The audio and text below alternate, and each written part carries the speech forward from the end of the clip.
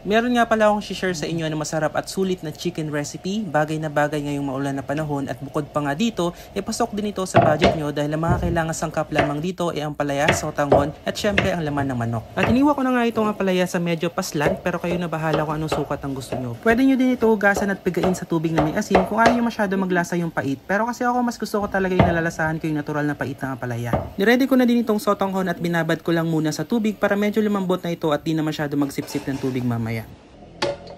Pagkatapos niyan ay nag-start na din ako mag-isa ng bawang, sibuyas at luya para sa isasangkotsa nating manok. Sa manok nga pala, ang ginamit namin ay bandang 5 part para merong konting buto-buto dahil tsak na mas malasa ang sabaw natin kapag meron ito.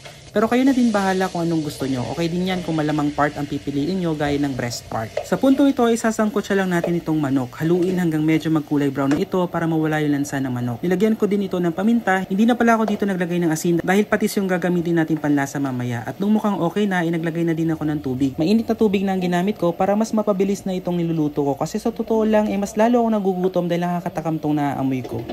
At nang kumulo na, inilagay ko na tong sotanghon. Ginupit-gupit ko nga pala kanina itong sotanghon para hindi masyadong mahaba. Pero depende pa rin naman sa inyo. Pagkatapos niyan ay sabay ko na ding nilagay itong ampalaya, haluin ng kaunti, takpan at hintayin ulit kumulo pero make sure na lumambot muna yung ampalaya bago hanguin. O diba, sobrang dali lang nitong recipe na to. Bukod sa mura, napakasustansya pa. Tiyak na mapapadami kain mo dahil sabaw pa lang iulam na.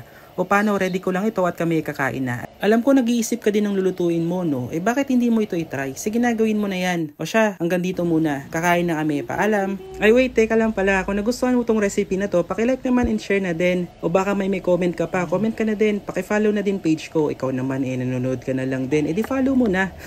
O siya, kain na talaga kami. Bye-bye.